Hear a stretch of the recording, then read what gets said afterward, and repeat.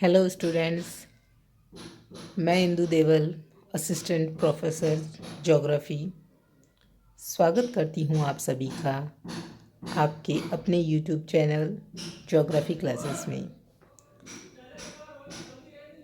आज हम BA part first के फर्स्ट क्वेश्चन पेपर भौतिक भूगोल में चट्टानों टॉपिक का अध्ययन करेंगे।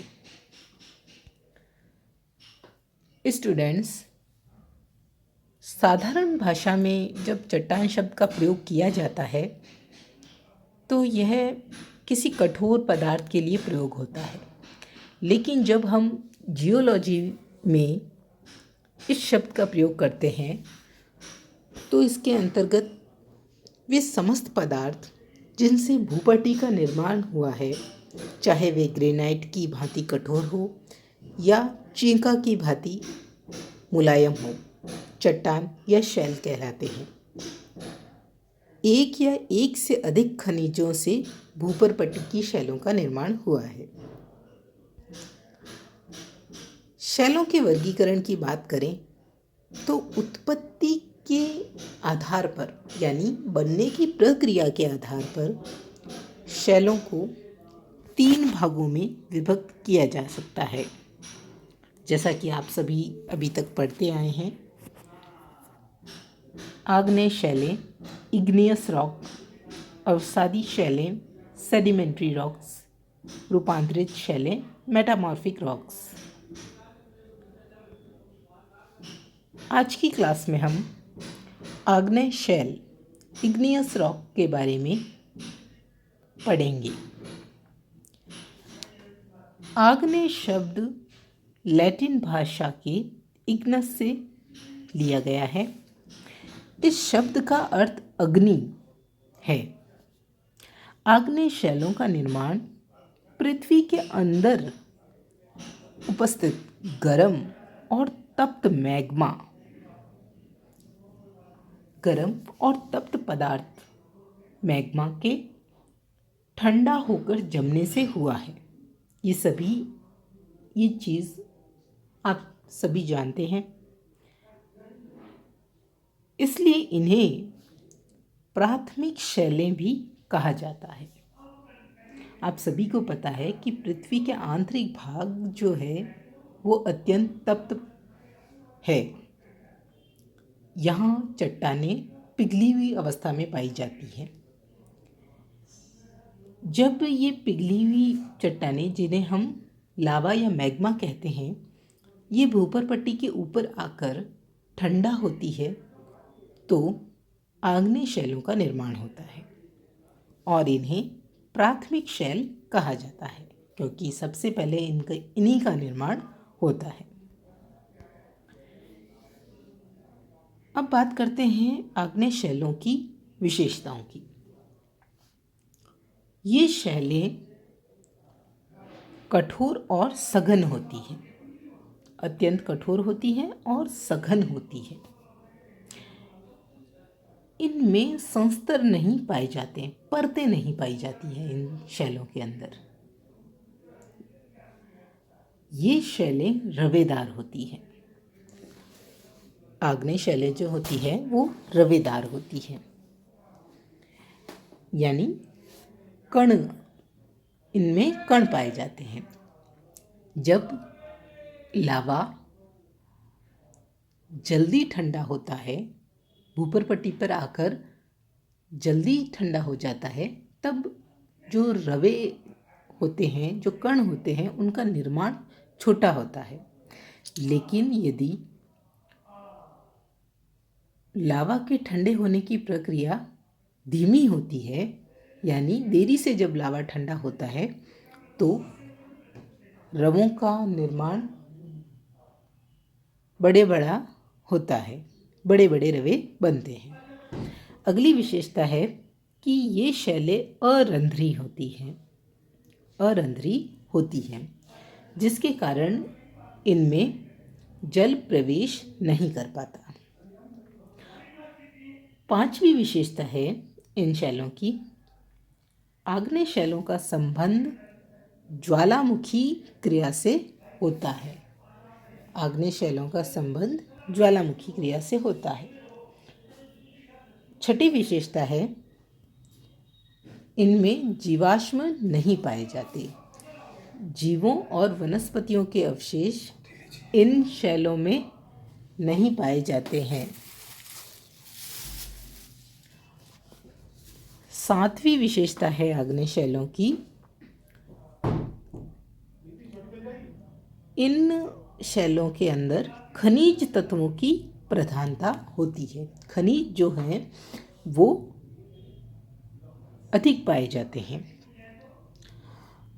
रासायनिक अपक्षय की अपेक्षा भौतिक अपक्षय जो है वो अधिक होता है। यानी अभी हमने बात की थी कि ये जो शैलें होती हैं ये अरंध्री होती है, जिसमें मैंने आपको बताया कि रंध्र ना होने के कारण इन शैलों के अंदर जल का प्रवेश नहीं हो पाता। तो रासायनिक अपक्षय तभी होता है जब जल किसी शैल के कांटेक्ट में आता है। तो जो आग्नेय शैल है उनके कांटेक्ट में जब जल आ ही नहीं पाता तो रासायनिक अपक्षय इनका हो ही नहीं पाता। ये शैलें भौतिक अपक्षय यानी फिजिकल वेदरिंग के कारण अधिक टूटती है। आगे हम बात करते हैं आग्नेय शैलों के वर्गीकरण की। आग्नेय शैलों का वर्गीकरण सबसे पहले हम बात करते हैं इनकी स्थिति के आधार पर। स्टूडेंट्स, पहला आता है अंतर्वेदी या आंतरिक आग्नेय शैलें। आंतरिक आग्नेय शैलों में मैग्मा जब धरातल के नीचे ही घनीभूत होकर शैलों का रूप ले लेता है या घनीभूत होने से मैग्मा के धरातल के नीचे घनीभूत होने से निर्मित शैलों को अंतर्वेदी या आंतरिक आग्नेय शैलें कहा जाता है। अब इन्हें गहराई के आधार पर भी दो भागों में विभक्त कर सकते हैं। पहला है पातालीय या वितलीय शैलें, प्लूटोनिक। मैग्मा के पृथ्वी के अंदर अधिक गहराई में जमा होने से पातालीय शैलों का निर्माण होता है। बहुत ही अधिक गहराई में जब शैलों का निर्माण होता है तो इन्हें पातालीय शैलें कहते हैं। अधिक गहराई में ठंडा होने की प्रक्रिया धीरे धीरे संपन्न होती है, जो मैंने अभी आपको बताया थोड़ी देर पहले, जिससे क्या होता है बड़े आकार के रवे बनते हैं।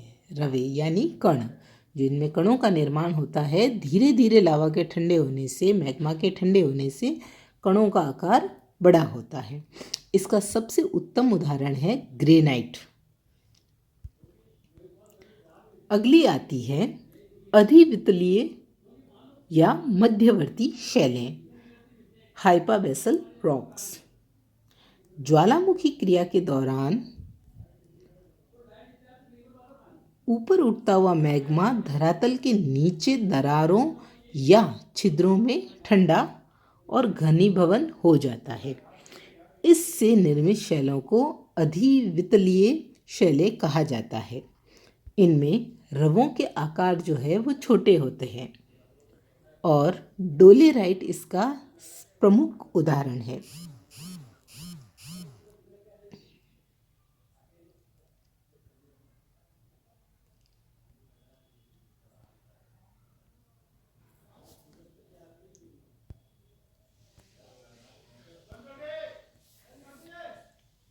डोलेराइट जो है इसका प्रमुख उदाहरण है।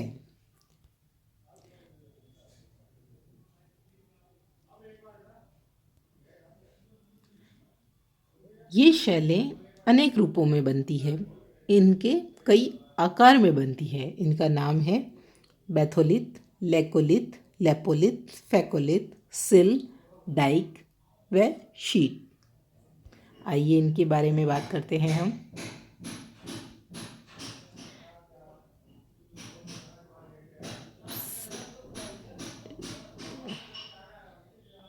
नीचे की ओर ये आप देख पा रहे हैं, ये भाग जो है जहाँ मैग्मा का वृहद स्तरीय जमाव है। वृहद स्तरीय जमाव को बैथोलिथ कहा जाता है।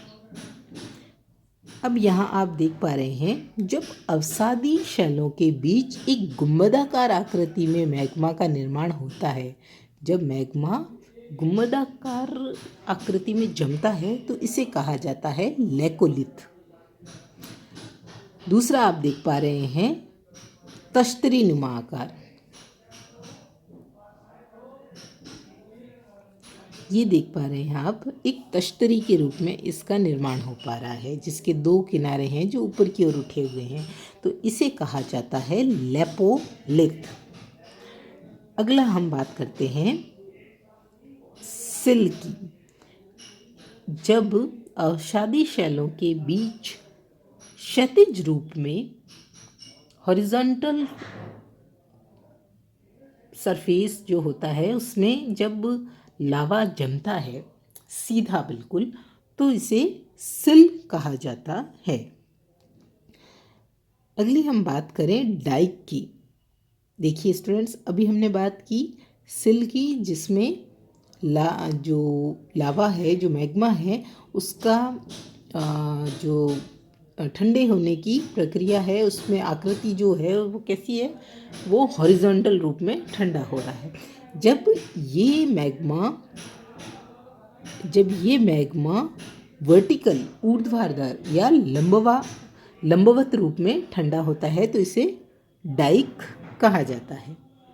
तो हमने क्या पढ़ा? एक तो हमने पढ़ा है इनकी आकृति बैथोलिथ, लेपोलिथ, लेकोलिथ, सिल एंड डाइक। तो ये है कि विभिन्न मध्यवर्ती शैलें जो विभिन्न रूपों में बनती है, और इनके हमने उदाहरण पढ़े हैं बैथोलिथ, लेकोलिथ, लेपोलिथ, सिल, डाइक। अब बात करते हैं बहिर्वेदी आग्नेय शैलों की। पृथ्वी के धरातल के ऊपर जब लावा घनीभवन होकर शैलों का निर्माण करता है तो इसे बहिर्वेदी आग्नेय शैल कहा जाता है। इन शैलों में रवे बहुत ही अधिक बारीक होते हैं। इनका प्रमुख उदाहरण है ग्रेबो और बेसाल्ट। ग्रेबो और बेसाल्ट। अगला वर्गीकरण है आग्नेय शैलों का रासायनिक संरचना के अनुसार। रासायनिक संरचना के अनुसार हम आग्नेय शैलों को 4 भागों में विभक्त कर सकते हैं। पहला है अधिसिलिका या अम्लीय शैलें, एसिडिक रॉक्स। इन शैलों के अंदर सिलिका की मात्रा 65% से 80% के बीच होती है। इन शैलों के अंदर एल्यूमिनियम, सोडियम और पोटेशियम तत्व अधिक पाए जाते हैं, और ग्रेनाइट चट्टान जो है, ग्रेनाइट शैल जो है, इसका सर्वोत्तम उदाहरण है। अगला आता है अल्प सिलिका। अल्प यानी कम, क्षारीय शैलें, बेसिक रॉक्स। इन शैलों में सिलिका की मात्रा 45 से 55% के बीच होती है।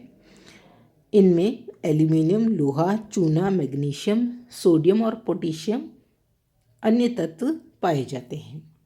ग्रेबो और बेसाल्ट चट्टानें इसका प्रमुख उदाहरण है।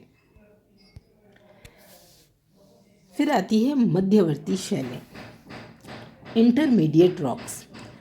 इन शैलों में सिलिका की मात्रा 55 से 65% के बीच होती है। डायोराइट और एंडेसाइट इनके प्रमुख उदाहरण हैं। अगला आता है अल्ट्रा बेसिक रॉक्स। सिलिका की मात्रा इनमें 45% से भी कम होती है। पेरिडोटाइट इसका सर्वोत्तम उदाहरण है। स्टूडेंट्स, ये था आज का टॉपिक शैलें, जिसके अंतर्गत हमने आग्नेय शैलों के बारे में पढ़ा। धन्यवाद।